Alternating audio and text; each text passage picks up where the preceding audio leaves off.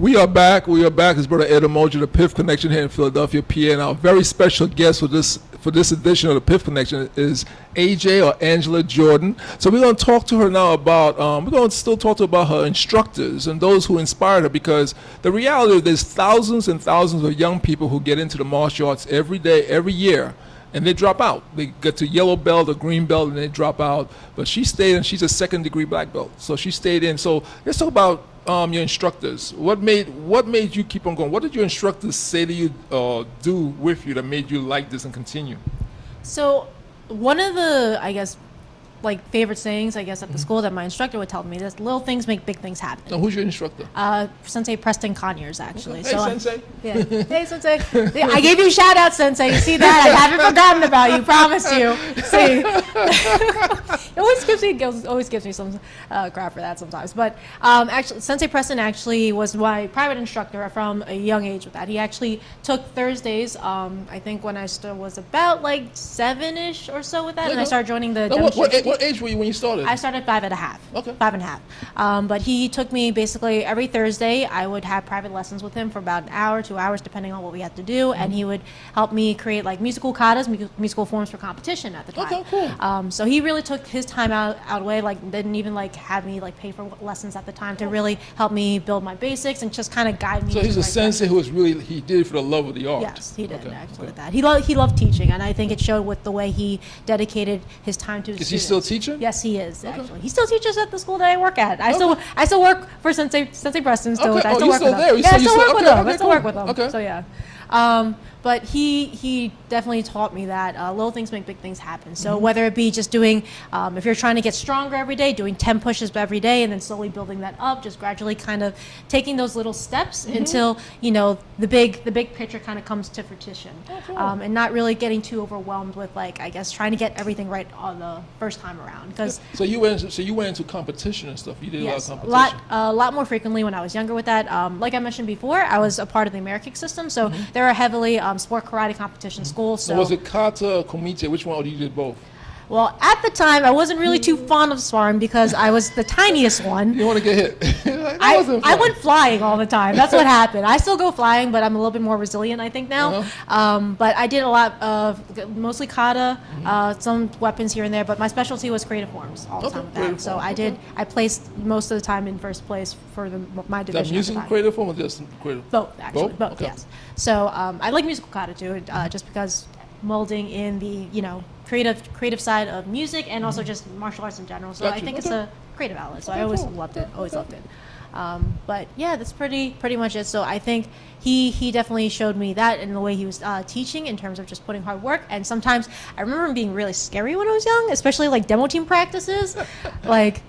It's somewhat like he would get so frustrated, and obviously like then I would be like, oh my gosh, he's like so hard on us and everything, like I made like outbursts and stuff, but he just really wanted to bring out the best out of us, He saw your potential. Yes, pretty much. And a good sensei will do that. They'll see, a teacher will see your potential and want to push you harder to get there. Yeah, so I don't think I understood that fully until really now. And like looking back and also going through my own life journey and teaching other people too, how sometimes frustrating it can be to bring out the best in like a student and when they're kind of letting themselves down a little bit, and you really just want to keep them pushing so they can get to their best. So yeah, Sensei Preston was there from the beginning with that, and still there now, still working, still doing my own thing now. Hey Sensei, thank you for keeping up on her, not giving up on her. Yeah, yes. No, but that's good because like I said, there's a lot of students who go into the martial arts and a lot of them drop out. And sometimes it's because they don't have a good instructor, someone who see the potential. So they leave the martial arts, unfortunately. So, but you stuck in there, and now you're a second-degree black belt. You're teaching at the same school where you started. Yes. Very cool. How does that feel? That's very cool, huh? It's weird, I guess. It's like, it's a second home. I'm glad to call it a second home and somewhere that's familiar with that, but also, I guess, sharing the stories and lessons that I've learned from my own instructors, from different instructors, too, because you see little me's, huh? Your little you's coming. I don't know about little me's about that. She reminds me of me. I don't know about little me's. That's scary. I'm like, oh, that's little me. That's going to be difficult to deal with. That's what I'm looking at sometimes, because I know how difficult I was to deal with. Still am difficult sometimes, but that's a growing process. Okay, cool. But yeah, like just growing from that, and then also I ended up branching out from my original school at branching out to branching out from my original school, trying out different styles too through the process. So now, because you're American Kempo, right? That's It's sports karate, American Kempo karate. Yeah. So now, what styles did you branch out to, and which ones you kind of caught your eye? So, remember how I told you that I really wasn't too fond of fighting before? Yeah. So, I really didn't really love fighting, or like, I guess, get over that fear of getting hurt and getting hit and getting knocked down until we started incorporating Muay Thai into our. You said Muay Thai? Yes. And you didn't like getting hit? Okay, it's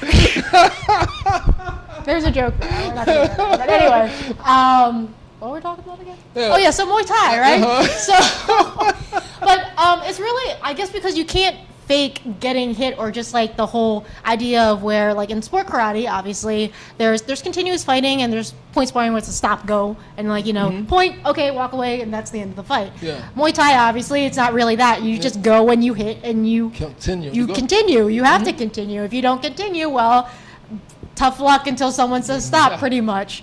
But I didn't become as confident in my abilities until like I was forced to, well, not really forced, more like forced to use my skill and kind of get out of that idea of, okay, if I get hit, I'm just going to get knocked down and get beat up. I can get back up. I can hold my own even with people a little bit bigger than me, taller than me, stronger than me. It's not going to do any damage with that, if anything. Okay. But I did that for a little bit. So we had that in our school, tried some Muay Thai also outside of the school as well. So I actually like on and off train at Team Taino Martial Arts over in Collingswood, New Jersey right now. So trying to get back in there and kind of get back into my Muay Thai roots with that. Also did some judo with Sensei David over at Judo Movement in West Berlin, New Jersey. So I got some ground game going on with that too, and that was a funny story how we kind of met as well. Too many funny stories, but he also helped me out, and he's like a not grandfather, because I don't want to say he's old, because Sensei David isn't old. He's like 50, but like this man can do iron crosses, like holding up like Donkey Kong, going on ropes and everything. He's like a true judoka. He's like he's a legend actually in his field. So it's like he's a traditional old style. Oh yes. Judo instructor. Yes, he's definitely that. He dropped Taitoshi on the map in the judo world and everything. But the man laughs and smiles so greatly, but I know when you shake his hand and you were to piss him off, oh man, you're in for trouble. So, but that man definitely also showed me a little bit more traditional side of martial arts. I guess that old school mentality. Whereas like my Sensei Preston grew up in the, I guess, American system of martial arts. So there's good things coming from it too, but I guess more modern interpretation of it. Whereas my judo instructor, Sensei David, he came from overseas learning judo, and it's a different mentality. It's a different mentality. Yeah. I train traditional Okinawan style karate, and like when I trained, everything had to be done. You had to speak Japanese on the mat, so I got to learn a little bit of Japanese and stuff. It was traditional. So when I hear you say that, then I went to some other schools, American style, so it's so different, but yet each one is unique within itself. Yeah. So that's the cool thing about it. So we got a little bit of her background. So when we come back, we're going to talk to her about some other things that's coming. But some things that she's worked on that I know of, and some things I don't know about. She's going to let us know some of the things she's doing, because she's doing a lot in the field. So if you have a young daughter, a young son, she's only 23. Have them sit down and listen to her talk, because the best way to inspire young people, as you know, as parents, because my son's 29, the best way to inspire young people is to have them listen to other young people who are doing positive things. So when we come back to the Piff Connection, we're going to talk to Angela about some of the things that she's working on right now and where she's going.